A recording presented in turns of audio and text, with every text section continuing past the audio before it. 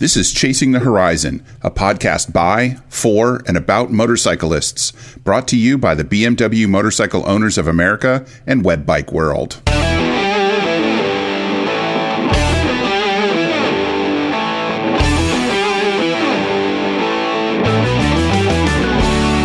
Welcome to episode 140. I'm your host, Wes Fleming, and our guest this time is Kevin Muggleton of Redverz Gear.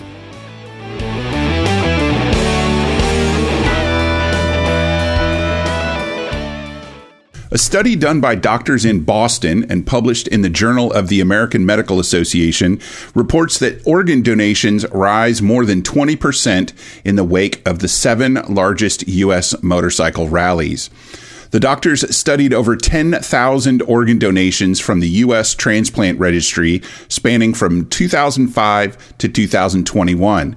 They discovered, and this is a quote from the study, there were 21% more organ donors and 26% more transplant recipients per day during motorcycle rallies in the regions near those rallies compared with the 4 weeks before and after the rallies. That's the end of the quote. The study drills down into the demographics of the donors. One highlight is that 71% of them are male and the average age of the donors is just 32. While the recipients are 64% male with an average age of 49. While reading the full study report requires a subscription to the journal's site, even the abstract provides a sobering view of how risky motorcycling can be for all of us and how important it is to be an organ donor. I know this is a bit morbid right out of the gate for an episode, but we all gauge the risk versus reward every time we get on a motorcycle. If the risk catches up with us, we may as well reward some lucky person with a renewed lease on life through organ donation. There is a brand new motorcycle racing championship just for women, and racing is scheduled to begin in 2023. There will be 6 rounds, all in Italy, running from late April to early October. The Italian Motorcycle Federation is running this new series, and they're calling it the Italian Women's Speed Championship. IMF President Giovanni Copioli noted the world of women's motorcycling is growing rapidly. And since more women are riding in general and more women getting into racing motorcycles, it's time to give them a competition of their own. Electricity, electricity, electricity, electricity. It's been a while since the news broke that Eric Buell was back again and looking this time to get into the electric motorcycle market with a new company called FUELL. And that's a play on his name, right? Buell Fuel. For just $200 now, you can get on the waiting list for a FLOW, and that's with 2 L's, mind you, electric motorcycle.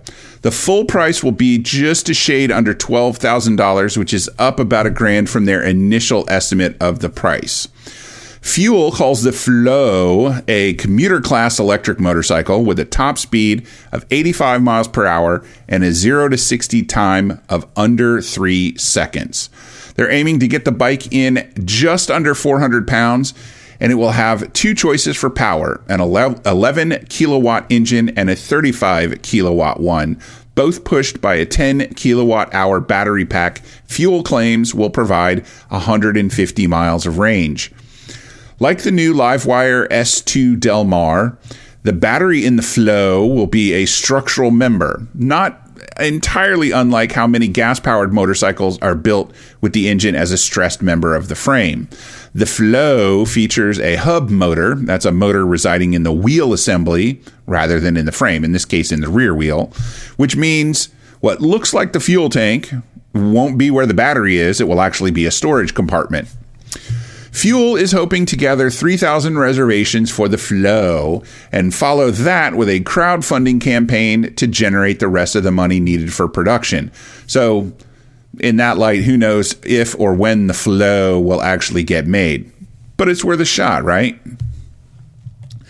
A company called Ryvid recently received a $20 million grant and will soon set up production of its low-cost, let's call that lower cost, electric motorcycle, the Anthem, in California. They'll be making their batteries there too, and between their headquarters, motorcycle manufacturing, and battery manufacturing facilities, all in separate cities for some reason. They expect to create more than 900 full-time jobs. CEO Dong Tran said, quote, "We welcome the opportunity to serve our California community, the nation, and the entire globe through sustainable electric vehicle production," end quote. Rivid says the Anthem will cost less than $8,000, which is considerably less than most of their competitors, at least the major market competitors. And like the FUELL Flow I mentioned just a second ago, it's a commuter class vehicle rather than a touring bike. Rivid claims a top speed of 75 miles per hour and a range of up to 75 miles from its 4.3 kilowatt hour removable battery. That means when you get to where you're going, you can just pop the battery out, take it in with you, and put it on a charger right there. One thing about the Anthem that might appeal to a lot of riders is its adjustable seat. The seat can be adjusted through a 4-inch range, apparently even while the bike is being ridden. So check out the Anthem at Rivid.com. That's RYVID.com. And be sure to let me know if you end up buying one, because I'd be interested in hearing your experience with it. Thanks as always to webBikeWorld for providing a wide variety of industry news, and be sure to check out their website at webBikeWorld.com for the latest motorcycle news and in-depth product reviews.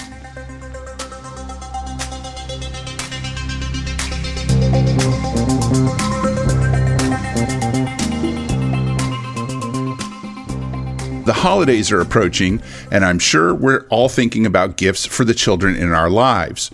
Our friends Nancy and Mark, the creators of Mimi and Moto, want you to join their mission to get more children excited about motorcycles. Go visit www.mimiandmoto.com, where you can purchase the couple's motorcycle books for kids. They're called The Adventures of Mimi and Moto and Mimi and Moto Ride the Alphabet. You can also pick up other things like t-shirts, onesies, ornaments, and even plushies featuring the lovable Mimi and Moto. And stay tuned, as Nancy and Mark are working on a new chapter book called Mimi and Moto's Magical Meteors, First Gear, which they plan to release early in 2023. Head over to mimiandmoto.com today and get some Christmas shopping done, not just to help your kid with reading, but to help create future motorcycle riders. That's mimiandmoto.com. Happy holidays.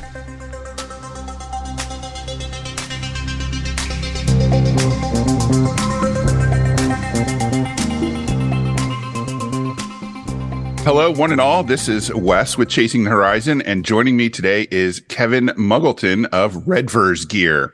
Now, am I saying that right? Is it a Z at the end, or is it a S? It is a Redverz Gear, exactly. It's Hey, Wes, good to see you as well, and welcome from the other side of the world right now. I can't help but notice that you're sitting inside some kind of a vehicle, maybe a 4x4 of some sort. I'm literally parked up in the southern climes of southern Portugal. I'm in the Redverz van. We put this on a boat a couple of years ago and sent this to Europe just in the perfect time for COVID to hit. So it's been a wild ride for a couple of years as well. So pulled over here, and it's wonderful to join you. And we will fly through whatever we need to cover today. That's fantastic. That sounds good. Yeah, I'm curious to talk to you about the Redverz tents, especially because I no longer enjoy camping. I used to enjoy camping, but I don't anymore. But a few years ago at one of the MOA rallies, I believe it was in Utah. It might have been in Iowa. I forget now. Walking through the vendor building, and I saw the most glorious thing in the world. It looked like a tent that I could stand up inside. And so I wandered over to the booth, and it was you guys. Well, that's if it was in Utah, that was a hot weekend out. That's for sure. I remember that being, I think it was 105 degrees. And I think that might have been the catalyst for us moving the MOA dates back into June instead of the middle of July. It was certainly the last straw. But that Wes is what you just described, standing up in the tent, is really the beginning of our process of camping. And when you talk about camping at all, doesn't matter whether you are off a motorcycle or whether you enjoy camping, that's, to me, one of the major issues that stops people from camping is it's not comfortable. And when we started this company a while back now, this was something at the forefront of my mind. We'll cover why we started this and how we did this, but one of the most important aspects of this company was making it comfortable again for people to camp. Yeah. And most people have got to the stage where if we're crawling out of our bed on our hands and knees these days, we better be doing something better than just camping. Yeah. And so to me, being able to stand up inside a tent is paramount, and having space. We've painted ourselves into when we started, a bit of a niche market, and most people want a tent the size of their house, and they want it to pack down into the size of a cappuccino cup. And so there's compromises involved. And if you want a lot of real estate and you want to be able to stand up a tent, the tent's going to pack a little bit bigger than if you're sleeping on the side of a lean-to on the side of the road. And that's what we have with a lot of our riders, a lot of our customers, especially for the MOA crowd, is their wives, their partners, their husbands don't want to come and join them on a trip because the camping aspect of it is too uncomfortable. Yeah. So what we've got is we say, well, how do you sleep at home? You've got a queen size bed. You've got, you've got all the comforts of home. We can actually bring those here, and our tent's unique. We call it a motorcycle tent. It's really transformed, and actually the MOA crowd, they amaze me how they adopt and how they hack their own tents and what they make it into as well. Yeah. I originally designed this tent to be a motorcycle tent, and that function mainly was having the garage area inside the tent so you can park up. Long story, way back when I was traveling through Africa, I was passing through the Sahara Desert, got to the other side. I was sick with something, and I fell asleep in my tent. Hadn't seen anybody for hours, days. Had a definitely bit of heat stroke and bit of sunstroke as well. Woke up the next morning, and even though I hadn't seen anybody, everything that was not inside the tent was gone. Oh no! And I'm talking about boots, helmets, jackets, pants, sunglasses, everything. I just stopped, and I really thought I was in the middle of nowhere. And like I said, and I woke up the next morning in a pair of underpants and a t-shirt, and I had my money belt and passport, and that was it. Yeah. And my flip flops. Oh, well, good. At least you had some foot covering. Exactly. And I was in the realms of Mali and heading towards Bamako. And if you've ever been to that part of the world, Bamako is a good advert for one of those dystopian movies that you could imagine. And so I had a couple of days ride. So I literally had nothing. So I rode in my underpants, flip-flops, and no helmet. And I arrived in Bamako a couple of days later, with the worst sunburns you've ever seen. Especially your feet. When your feet have been in boots for a long time, you don't get any sun under there. Yeah. So I got there and I thought, this is crazy. And that was the gem and the genius of the idea of bringing the bike inside a tent. Yeah. And I felt, had I count on my ride through Africa, by the way, in a pair of boots, jeans. I had a pair of Elton John sunglasses I picked up from the market, and one of those little bullet helmets as well. After that, so that was the seed of starting this. I wanted to put my bike inside a tent. I wanted it to be out of sight, out of mind. And a few years later, we did this, and we built this. Came from a background of camping though too. Growing up with my my father, he was a British Army soldier, and every opportunity we had to go on holiday, it was vacation, was always camping. Yeah. He just was not the kind of guy that liked hotels on vacation. He loved to camp, being outdoors. So that's one of the things you start as a young kid. And so fast forward in 20 odd years past that, I do projects through Africa. I was a National Geographic filmmaker, and we would always get, we were lucky. We would ask, and tent companies would supply us with tents on the condition that we would test them for them. Yeah. 6 months through Africa is a really good test of any tent.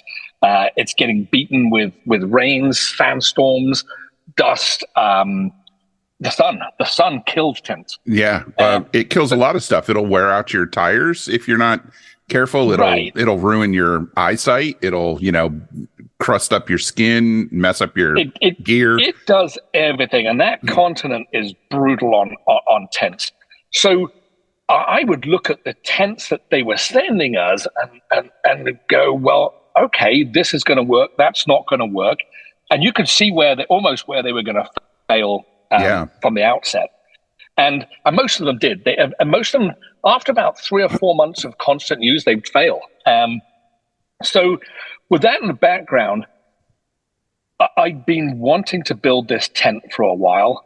And I was with Christine, my partner, and I mentioned this, and it was one of those days where you commit to building it, and you start off out back, and you and I thought, well, what do I want to build it around? And I had a GS at the time, and we basically modeled the tent around a BMW GS, and literally laid out exactly how I wanted a tent to be. The design itself. Yeah. And then I'd look through all the back catalog of history of all the failures of the tents. We went, okay, what if this has to be? It has to have the best fabric. It has to have the best components, the best poles. It has to have the best waterproofing. It can't be a micro tent where it's only going to last for, a week or two in the African sun. Because most of the riders like us, they want to go ride around the world for not just a couple of months. They want to go for a year or two. Yeah. So we had to design the fabric, the tent, everything around this that would handle, I'd say, a couple of years of riding nonstop around the world. And that's where we started the tent. That's how we got it. And when we started the company, it wasn't Redverz. It was the Nomad Tent Company. And a lot of people that joined us initially, they were a little disappointed that we moved on from that name.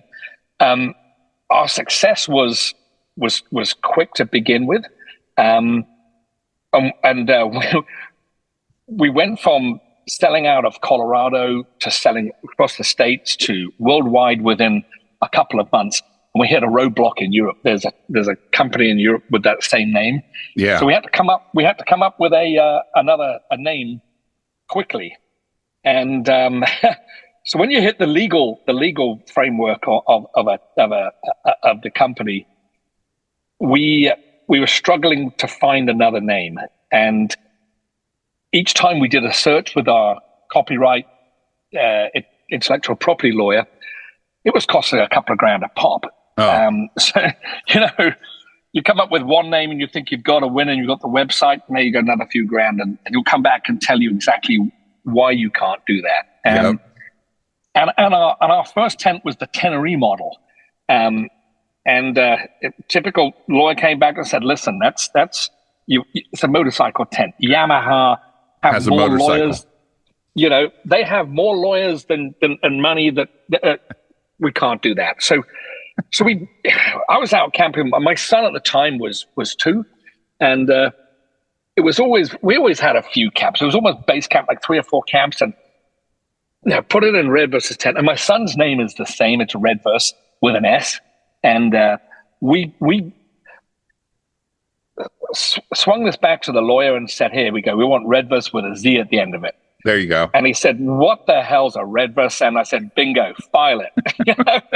And it actually means it's an old family name. It means rivers in Old English. So if you've got a Rivers tent, if you say Rivers or Redverz, we don't mind. It's all the same to us. It's perfect. There you go.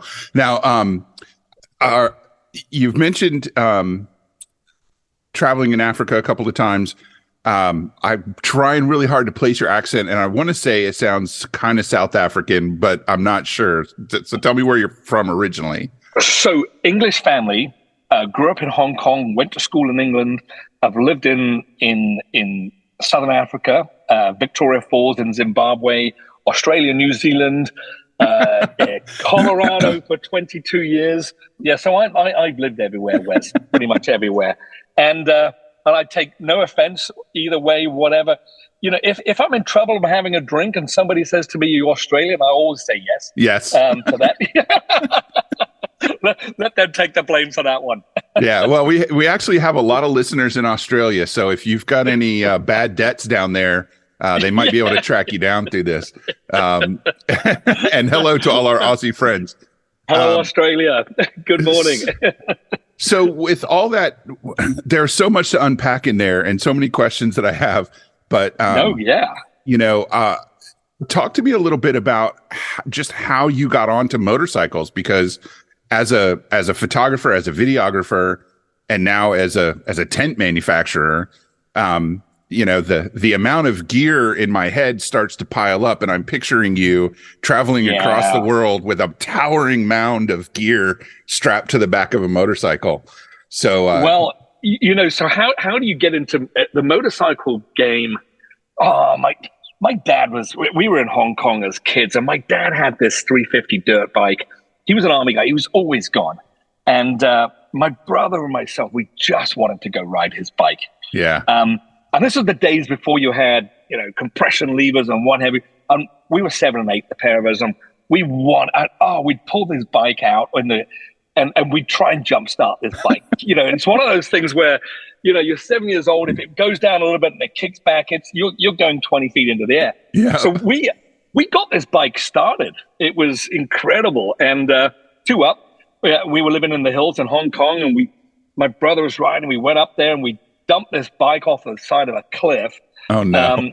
You have no idea. We were so young how to get this little dirt bike back. Well, forgot all about it because, we were so nervous. Well, Dad didn't come back for a few months. First thing he wanted to do was go ride the bike. And it was gone. And it was gone. And two shameful boys were just like, "Dad, yeah, we know where it is." So he grabbed a rope. And it was about 3, 4, 5 miles up the hills. And and it was sun was setting, and Dad managed to get this thing out. It started first time. And we're like, "Oh, he's such a good guy. Yeah, great." The sun was set. He said, "All right, boys, I'll see you back home." And it was, and he took off. He just took off. He was like, "This is great." But, so every January he was manic about watching Dakar. And of course, we'd watch those boys rolling out of Paris in those days, and I just see these massive dirt bikes with their huge tanks. And young boy, when you're 10, 11, 12, 13, you think that's it. That's what I want to do. I want to go ride Dakar. I want to get, and it's funny that image of those bikes that sets the tone for every bike you ever want to buy from that day onwards. Yeah. And, and then BMW got into the scene, and all you wanted to do is put knobby tires on anything and head to the desert. And that was me. I wanted to, ride. And I was in Europe at the time then as well. And the whole riding scene in Europe, you know how it is. It's totally different to the States. Yes. People start younger. Everybody wants a scooter at 14, 15, 16. It's a form of transport. It's play too, but the whole scene's different. So as soon as I was eligible, I say that, I know my dad got me a bike, and we fudged my age for a couple of years. So yeah. I was, and so had a bike, and that's it. That took me off on my bike game, and loved it. But eventually that Dakar thing gets to you, and push comes to shove. And it wasn't until my late 30s, early 40s, and I'd had my son, and I was thinking, this is eating me up. I want to go and race Dakar. And so that came about, and it was definitely a different race than I ever imagined the Dakar being. So when you did Dakar, was it still in Europe and Africa, or had it moved to South America? Okay, it moved to South America. So when I went to do it, I flew down to Peru to do that, and so I've done a few, couple in South America and the original Africa race now, which was the original Dakar route. And I've had mixed bags. My first Dakar race, I did a Peter Pan at 90 mile an hour for 200-foot dune. Oh. But unlike Peter Pan, my landing wasn't so soft, so dainty. Yeah. So I ended up flown out of the desert with a broken back. Oh man. Yeah, it was a nasty land. It's one of those Coyote movies where you're off the thing there, the bike's doing loops, and you go, "Whoa, that's a long way down." So I think the pertinent question there is, was that your last Dakar though? No, that was my. No, it wasn't. One. Yeah. No. So you broke your back, and then you went back for more. And I actually got myself healed, and to rock up at that Dakar race, and if there's any Dakar racers here listening, they all know that you rock up there in the prime of your life. You're as fit as you've ever been. Yeah. The guys are literally super athletes ready to go. So being that fit helped with the recovery really quickly. Even though I was in a body brace for, I was going to say 2.5 months, getting back to fitness, it's easier from that level of fitness to get back at it again. Right. And so, and then mechanical failures after that. So all the guys that actually make it, you take your hat off to them there. It's really hard to get to the start of that race. It's really hard to finish the race too. And, where everybody from pro riders to privateers, getting to the end's hard. Most guys you're going to crash at some stage. And if you don't, it's a miracle. And then it's managing your machine. And I did the same on the Africa race as well. Made it to day 12 of 14 days. I blew the motor. Oh. So that's just got to be heartbreaking at that point to have a mechanical failure, to overcome all of the physical and mental, and then to have a mechanical. Well, I think it's I don't know. I think there's more to be learned in failure than there is in success sometimes. I think it would have been too easy to take a success and then just sit on those laurels. And having a failure, I think, is good for you in life. Yeah. Not enough people go out there because they're scared of failing. It doesn't matter what it's in, whether it's business life or just going on a road trip. They're worried about what might happen as opposed to try it. Great. Have fun. Come back with a good story. Yeah. That to me is way more exciting than picking something that wasn't quite where you want to go and achieving it, but never quite trying to get where you want to get at, if that makes sense. Yeah, absolutely. Absolutely. It does. I want to talk a little bit about the business aspect of Redverz. So as I told you earlier, I became aware of what I now know is called the Atacama tent, the larger of the two that you guys make.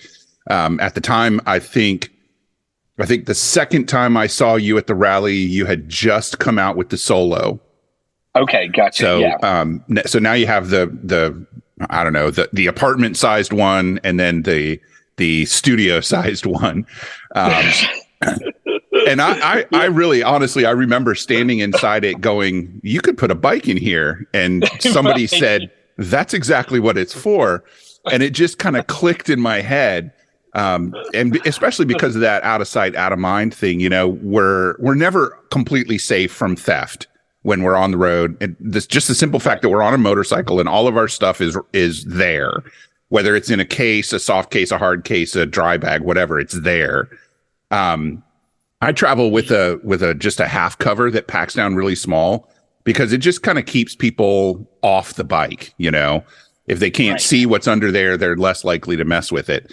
But when space is at a premium, especially when you're overlanding like that, and the idea of being able to park your bike inside the tent, it just dawned on me that this was, and it's going to sound like I'm blowing smoke here, but it's like, this is the most brilliant thing anybody's ever done with a tent. To the point where now I see that other people have started copying your design and selling the tents as their own. And I wondered if you had any insight into how counterfeiting, or copying, let's say, and be generous, affects your business and your future designs. Okay, so there's a whole topic just in that last that last topic there as well. But there's a lot to cover there. Just that one question there from you, Wes. So we've got 3 models. We've got the Atacama, which is our largest. Yep. And on our solo tent, we were wanting to. With the solo tent, we still wanted to maintain the garage area where you could bring in a bike, and then add to that almost like your idea of a lean-to to the garage area. That's the solo tent, and we're actually going through a complete redesign of that right now. Still trying to work out what we want to be as well. And then we've got a third tent, which is the Hawk. The Hawk 2 is a 4-season mountain tent. Okay. And so to us, when we're Colorado based, to us 4-season really means 4-season. Yeah. That to me, that 4-season means you can use it in the dead of winter on the side of a mountain. Right. And that is everything from wind, rain to snow. In Denver, for example, or up in the Colorado mountains, we can get 2 feet of snow on top of the Atacama. It's no problem at all. It's that we call it that, the champagne snow, which is that light, fluffy, amazing snow. But what happens when you get the same amount of snow when it's that sopping wet spring snow, and 3 inches of that sopping wet snow can't take it. Whereas the Hawk tent, it doesn't matter what you can throw at that, it can take it. It's a 4-season tent. So they're the 3 models, and it was really tempting, Wes, to take the company in a direction where we end up with 20 different tent models. Yeah, and we realized you've been to, I don't know how many of those MOA rallies you've been to, and it's a really good guide as to where the camping industry is and what people buy. There are so many manufacturers. Actually, there's 15 million tents a year that get sold into the United States. Wow. That's a lot of tents. It is. Now, a lot of those tents might be your $20, $30 Walmart model that's going to get used for one light weekend, and it ends up in the dumpster. And music festivals are a classic example of that, where people will go out there, they'll buy a tent for the weekend, and leave it. 90% don't even pack it up. They just leave it there. So there's a lot of wastage like that. And then the market, it's a little bit like motorcycles or bicycles or whatever. You get what you pay for at the end of the day, and you're buying components of what it can do. If you want to sit at the top of Everest Base Camp and you want to,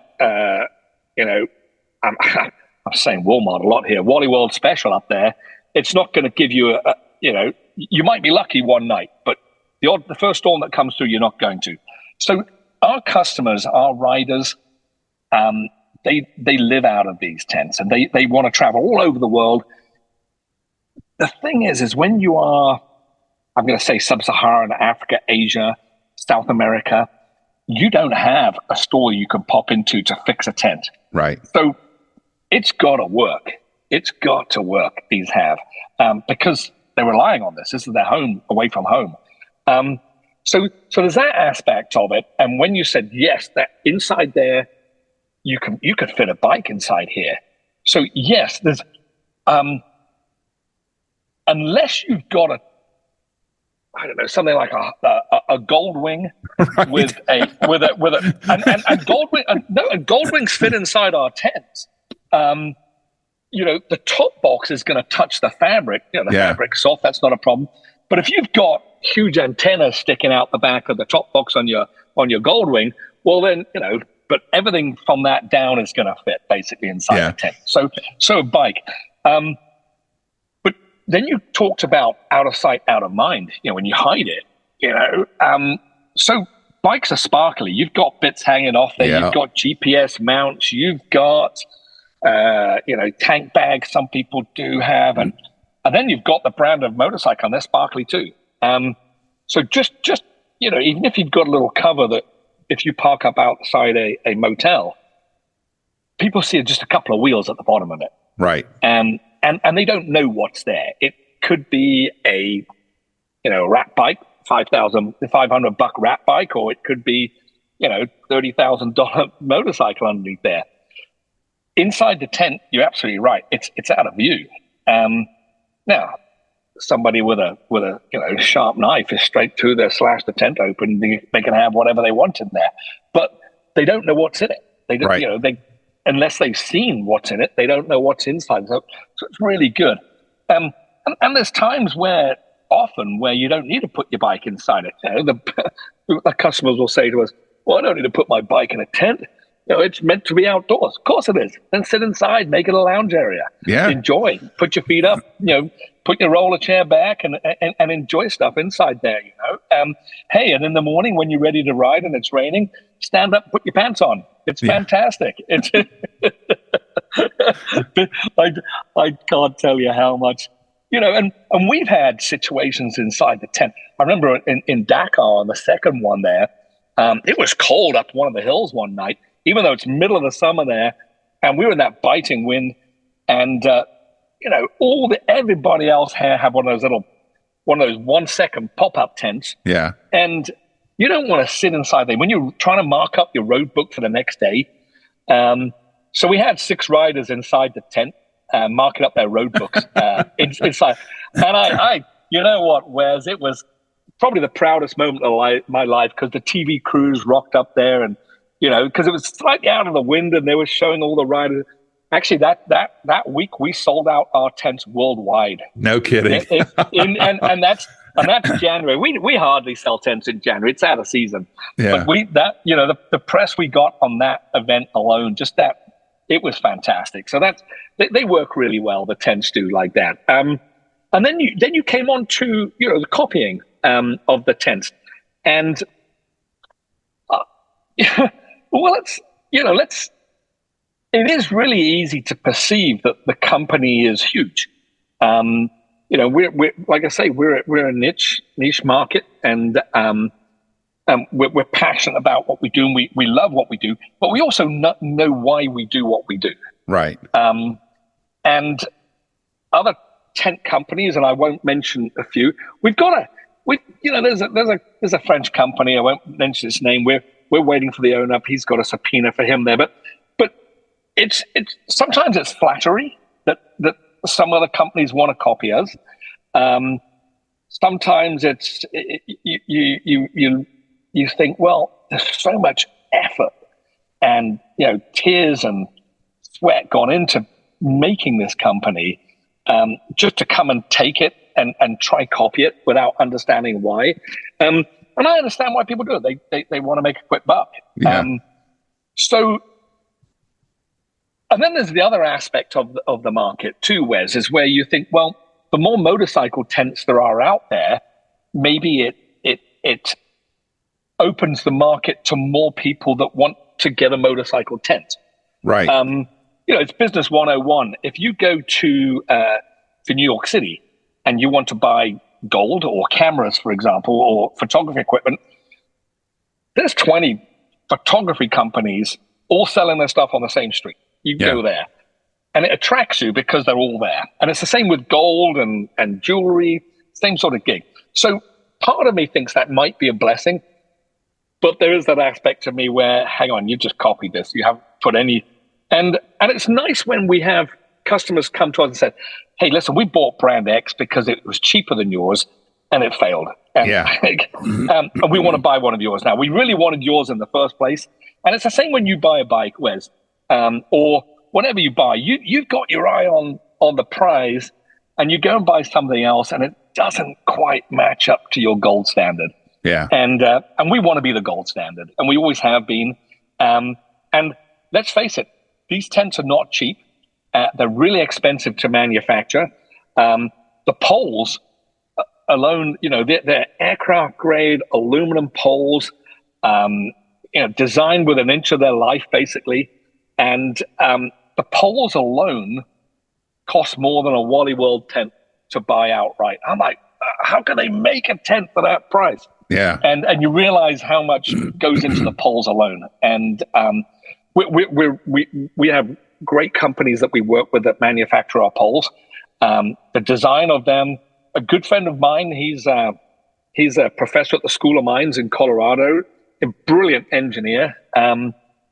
He helped us through our first pole problem. Put it that way. The poles have a pre-bend in them to help reduce the initial stress on them, and poles that's a typical sort of failure point on a tent. Yeah. Is the pole going to break? Are the inserts going to snap? And to us, woohoo, I don't mind having a bent pole. A broken pole is a disaster. Yeah. For us. So we design it more on the side that, yes, it's likely to bend rather than break.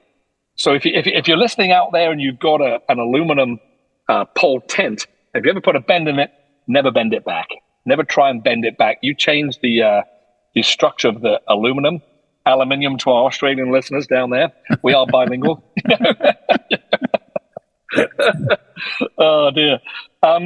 So that's the kind of detail that we go into with tents, and when we see these other tents fail, our rain tests, Wes, on these tents are insane. The amount of water that we put down on these tents, and for the period of time that we do these rain tests for, it's insane. And it's funny that, our weather's changing.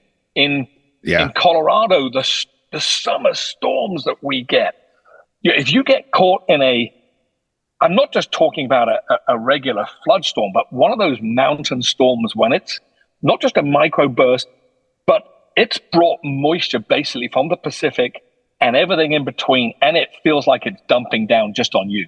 Yeah. And we want to stay dry in that, and to take that pounding, that's what we're designing, and that's what we're making with our tents, basically. Well, and I think at a certain point, you do have to kind of take let's call it an homage version. Yeah. In stride, because like you said, you mentioned that you talked to somebody who, like, yeah, listen, we admittedly got the cheaper version, but it failed. And that's got to make you feel good that, your textiles are top notch, your poles are top notch, your zippers are top notch, and when people spend that extra money for the more expensive product, they are, as you said, getting what you paid for. And I see that all the time. And there's a lot of, discussion. People want to get the most product for the least money. But my motto is buy once, cry once. Right. And, that's why I tend to, at least when it comes to my motorcycle, especially, I don't want to put anything on there that could fail when I'm 1,000, 2,000 miles from home, because then what do? I don't have a place to work on it. I don't have a place to get replacements shipped. And now it's a panic. Now it's a problem where if I put the high quality stuff on there, I may spend 15, maybe even 20% more, but that takes the load off my mind, which is worth way more money to me than saving a little bit on a similar product of less quality.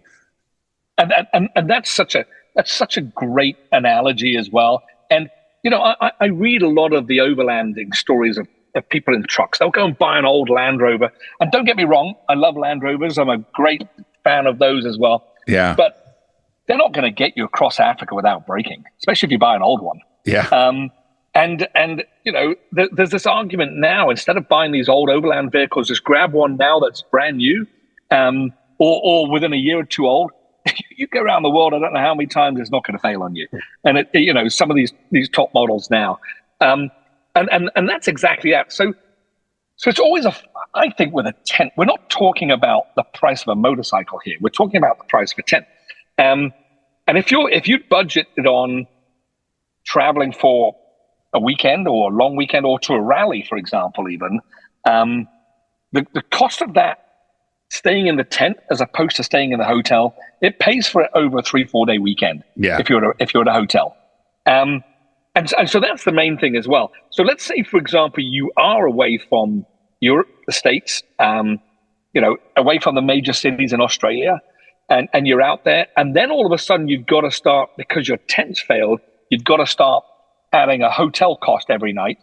That your trip has gone from a manageable cost to an astronomical cost. Yeah. So, if your trip's 10 days and you're 10 days in accommodation as opposed to you were planning on camping, well, that's a lot of gas money in beer tokens as well at the end of the day to me. Yeah. It really is. If you drink, of course. So you mentioned at the top that you're in Portugal. What is and I know that a lot of Europe is on the same latitude as the United States, but I've never been to Portugal. I've never been to Spain.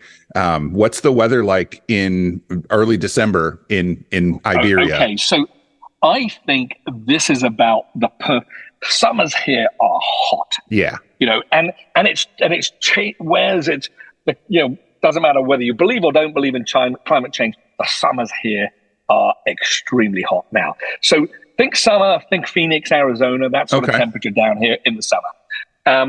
And think winter, think Phoenix temperatures in the winter. There you go. Okay? So it's probably really pleasant there. So it's really pleasant, except this is the time of year where you get the rain as well. So I'm looking, so I came over this way again to look at, or to remind myself of how the European camping market goes, because it's really different. How people camp and travel in Europe is completely different to how they do it in the States, especially if you're in the western half of the States. There's so much free camping, and it's really, really liberally, free to do basically whatever you want out in the West there. Europe is way more controlled. And so I'm looking at seeing how our riders ride, how they, focusing and trying to take my own preconceived ideas from when I was a kid and living and traveling here, and seeing what makes people tick back over here in Europe. If I wanted to live here, I love Spain. I love the wine. Summers are really hot down south. There's an area up north of Spain called Asturias. It's a little kept secret. It's a little paradise up there in the hills. You can go surfing in the day, and they'll get snow there coming next month in the mountains and stuff, but it's a beautiful lifestyle. But also coming from a rally background as well, I'm excited to go and do more rallies here in Europe, and races, and go and play in the desert in Morocco. There's a race next year that I think I want to do. I'm not sure if could be classed as a race. The deal is you have to use one of the old 390 dirt bikes, like the old Dakar races. Okay. So, anything after 95 you can't ride on. And it sounds to me a lot more like a gentleman's race, which suits me just perfect right now. So, I'm here having a look around and trying to see what makes people tick. In the States, Australia, we've got the mono language. It's fantastic. Here, wow, if you've got French, Spanish, German, English, Dutch, Italian, well, that's what our website is in Europe. And then you've got every other language on top of that. It's how do you do business in Europe with, I don't know how many different languages are going on there. But I'm realizing this. The mindset is very similar how people camp and travel on motorcycles here. It's very similar. Colorado, if you've got any bike with an off-road potential, I think you always see them with knobbies on. Here you rarely see, unless it's a dirt bike or an enduro race, you rarely see a bike with knobbies on over here. Yeah.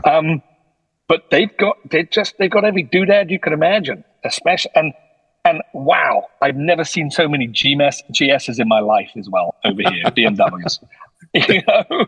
They're quite popular, especially in Europe. Yeah. Yeah, it's not a niche market here. I think the GSA, GS combined, I think they're the top selling models of every motorcycle in Europe. It's incredible. Yeah. I wouldn't be the least bit surprised. I know I pay pretty close attention to BMW's annual sales of motorcycles, and I know that they're year after year after year, they more than 50% of their sales are GS and GSAs. Whether now it's 1250s and 850s, but that's a consistent top seller for them, and then kind of everything else floats behind. Which is I have a GS. I'm not an off-road rider. I don't have any aspirations to be an overlander, but I love it as a touring bike. Yeah, it's such a great riding position on that GS. It really is you get the handlebars and your seat set up right, and I find it's one of those bikes you can sit on all day long. Yeah. And I've taken those GSs up to the top of Alaska, and back, many times down to the Panama Canal and back, South America and back on stuff there. In fact, Christine, my before we married, I was in Denver, and it was one of those. This is before we were married. Where are you going? I'm going for a ride. I'm coming with. You're not. I'm going to Panama. And it was literally one of those conversations where, when you say, well, you've got those two Panas, and one's twice the size of the other because of the exhaust, and you have that flippant comment said, "Oh, I tell you what, if you're here by 6 o'clock when I leave tomorrow morning, and you can have that left Pana, you can come." She turned up and she came. Oh, that sounds like a keeper to me. Oh, dear Lord. Yeah, exactly. So what's coming next for you and Christine and Redverz?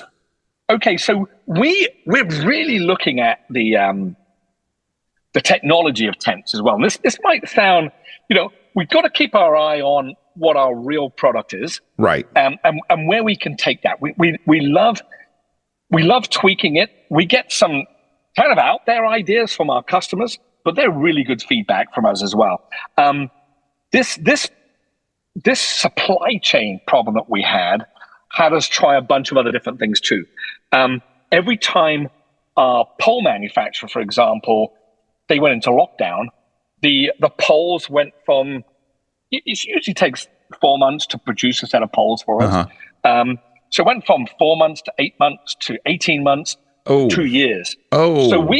So this last year, when people want to know why we didn't have tents to sell, we literally couldn't get poles for 18 months. Yeah. So we went down every tangent, was trying to figure out what we could do. How can we build a tent without poles?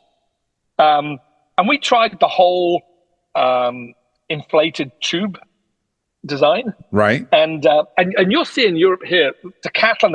It's an outdoor store here in Europe, and you went to a stage this year where almost all of their tents are those air tubes inside them. Okay. Brilliant idea, but hopeless. Yeah. The tents packed down massively. They weigh double what they do as well. Colorado, for example, pick a good month like October. You can have a 20, 30 degree temperature swing in a day in Colorado. Right. You can have a 90 degree day, and it's up in the hills, can be 25 at night. Pitch your tent, you pump up the air of those things there, and you wake up the next morning, the tent's sitting on top of you, because the pressure difference is huge. Yeah. Yeah. And then you've got punctures and everything else. We're also looking at fabric design as well. There's a brilliant university in Hong Kong, believe it or not, that they are integrating solar technology inside fabric. Oh, that's cool. And it's the efficiency is obviously way down from having a solar panel, but there's a lot of real estate on a tent. And that's right. So even on the worst days, let's say you had 30% of the tent being hit by the sun. So they're early days with this fabric, and we're looking at how we can integrate that, for example, into our fabric. we've got a constant conversation back and forward with the university there, and where they're doing that. Because to me, that would be, I don't know. I mean, you can plug into your bike, but if you've got, I mean, these days we're all connected. We want to recharge our phones, our cameras, everything you can possibly imagine. The lights inside the tent, if we could pitch that, and if you're parked up at a rally or a place for a few days and you've got power, that's one aspect we're looking at as well. Yeah, I'm picturing you pitch your tent and it's got an outlet inside that you can plug your laptop into. Right. So we're looking at technologies of fabrics, for example, as well. Constantly looking at where our poles can go. We've looked at carbon fiber. Carbon fiber we found with our tents just doesn't work. Carbon fiber is very similar to fiberglass poles. Right. You bend them enough, and they're going to start to crack, and the carbon comes off, and that rips the tent's pole sleeves, for example, too. But right now, is getting our solo tent right. Okay. Getting the Mark II version of our solo tent is, to us, we're not talking about 5-10 years down the line of where we're going with the company. We're looking at getting the aspects, because that's a really popular model. The Atacama tent is, without doubt, it sells more than the other two models combined. We've just got a new color out as well. It's an ivory color, and why that color? Whereas I basically build tent colors that I want. Yeah. We'll have people come up to say, I want a red tent. No, you're never going to get a red tent from me. If you've ever woken up inside a red tent, you really start the day depressed. I don't want to do that. So, can you make it this color? You make it that color. We've done tents in we had an olive drab color. We went through. We still do. We've got some of the U.S. Special Forces guys that buy on an order basis from us as well. And the tents have been used for not just motorcycles. Well, it's branched out. We've got kayakers using them, horse guys use them as well. Yeah. The military take them a lot. They take them and just leave them again. And I'm like, guys, these are really expensive tents. Can I go and get them? No, where these tents are, you have no business going to get them. So we have that. They've been used in, all sorts of movie sets, for example. Expendables, they use them as armory tents in there. Cool. Take the inner tent out, and they're out there in the jungle there, and they got to keep all those weapons out of that mist and rain and stuff. Yeah. So we've got SARS teams use them. We've had firefight crews on the front lines using them. They'll put a desk in the front and managing the fires from there, for example, and the guys are getting a bit of kip out back inside them. So they've been used pretty much all over the world in every scenario you can possibly imagine. Fishing tents, that garage area, putting a hole in there, that's hilarious to me. Yeah. And we've got guys using them in winter. Hey, can we put a smokestack inside there? And your chimney? I don't know. That sounds like first thing. It's not the first thing that comes to my mind. I'm going to cut a hole and put a chimney through my tent, and then and I'll tell them, do whatever you want. It's your tent. Yeah. Let me know how it works. Yeah, right. And then I'll get there's one chap in northern Maine up there on the East Coast there. He's been living out of the tent for a few years, and he's got a smokestack, and then he'll send me pictures of his tent with 2 or 3 feet of snow, and he's warm in there with his. And I'm just like, you guys are crazy. Well, that I think that's one of the things that kind of helps us improve. Anybody that has a product or a service is the people who use what we sell or what we do in ways that we don't anticipate, because people are creative, people are constructive, and they're gonna figure out a way to make something that's almost exactly what they want into exactly what they want. Exactly, and that's that's what you did. That's right, exactly. That's what I wanted, but and when the MOA rally is fantastic. And, yes, they're our customers, but they're also our friends too. They're the kind of people that we go and hang out with normally anyway. Yeah. They're the same people we'd go ride with. And it's so good to walk around the tents there. Makes us incredibly proud, Wes, to walk through that field and see a sea of Redverz tents. And over the years, it just gives us. We'll go camp. We'll go and count tents out there in the field. It's, I don't know how many guys camp out there at a rally. Probably 3,000, 4,000, 5,000 sometimes. I don't know. A lot of people are in hotels and stuff. So there's to us, why are people not using our tent? That's the question we have to ask. And is it price or is it style? Is it design? And people call ours the Taj Mahal. And then I'll go there and there's some people camping there with a 12-person tent. And I'm like, ours isn't big enough. And then you get husband, wives or partner teams and, hey, can you make one with 2 garages on? And Whoa. Oh, steady on now, And I don't know how big we can get these tents.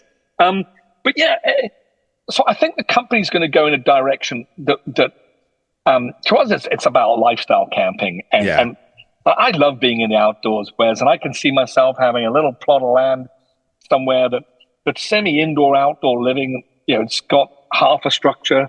It's got, I'd love to have a little base camp somewhere where there's tents on pads and people just ride in and can come stay at Camp Redverz somewhere. Yeah. And from there, we've got, rally routes that you can go on. People that are training to do rally racing, they can do that. If they just want to go touring around vineyards and what have you, they can do that. That would be my ultimate lifestyle goal, having that kind of operation at the end of the day. And it'd be a testing feature too. Yeah. Colorado's such a wonderful testing playground. Our Hawk tent, we've got one parked up there in the hills. I won't tell you where it is because I don't want somebody to go and pinch it. But we pitched it up there, and we got a couple of forest guys will look at it and tell us, yeah, I still see it, still there, and it's been through hell and back. Wind, storm, rain, summers. It'll get covered in winter, and then come spring, it's still there, and we're like, wow, this is. And it's good for us to check out how the fabrics hold up too, as well. Dry bags wise, we love our dry bags. We've got we use slightly different material. We use a TPU nylon. It's much lighter. I love the way it patinas over time. And then there's the whole.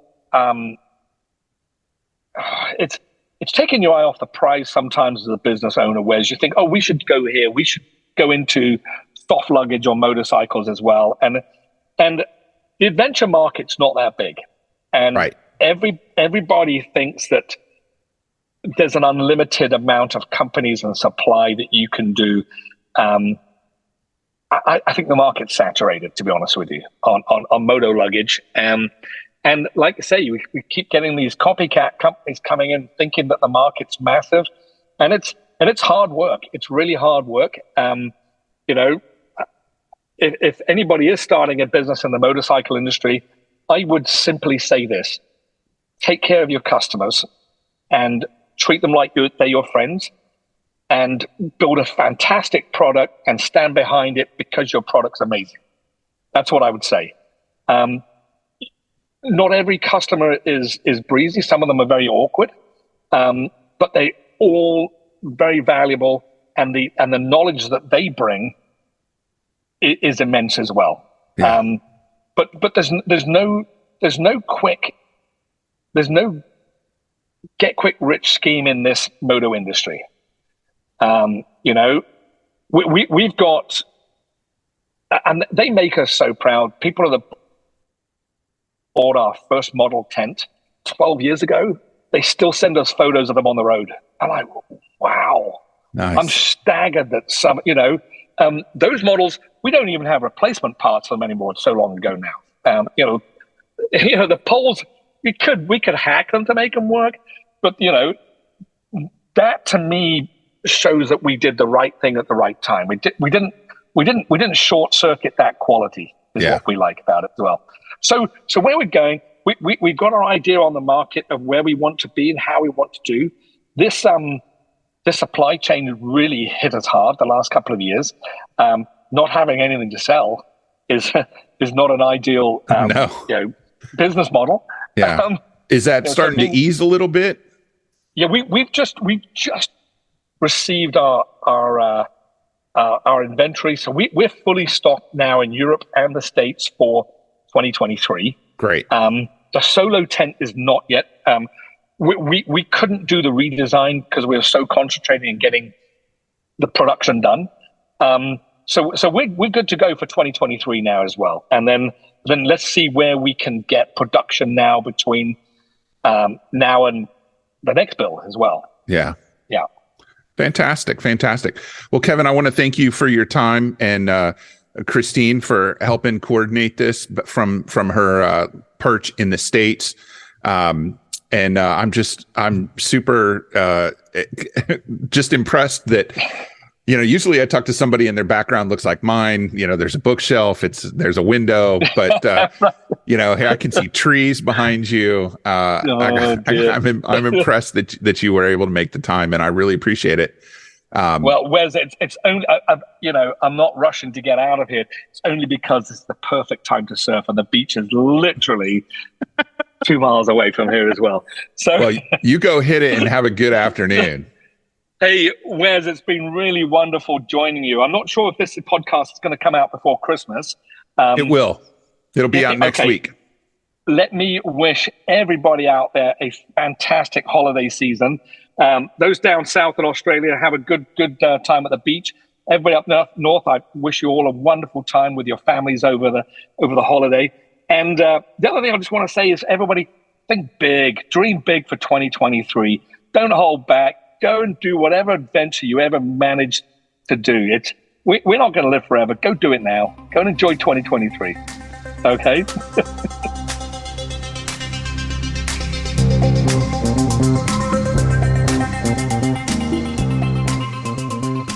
Visit our website at chasingthehorizon.us to listen to every episode of the podcast and read up on various motorcycle-related topics. The best way you can support Chasing the Horizon is by joining the BMW Motorcycle Owners of America. Yes, it says BMW right in the name, but we absolutely do not care what bike you ride. We know what's most important. The MOA is all about the community of riders, not a single brand. You can join as a digital member for $39 a year or as a traditional member for $49 a year. The biggest difference there is digital members don't get a hard copy of our monthly magazine in their mailbox. They access the BMW Owners News online. Each membership supports digital offerings like Chasing the Horizon, the Ride Inside with Mark Barnes, and everything else the MOA does. Find out more at bmwmoa.org. And ride along with us on the internet. Chasing the Horizon is on Facebook, Twitter, and Instagram. There's a mailing list with exclusive content and giveaways that are only open to subscribers. You can sign up for that at tinyletter.com/chasingthehorizon. We'll see you out there somewhere on the road or off it. Ride safe.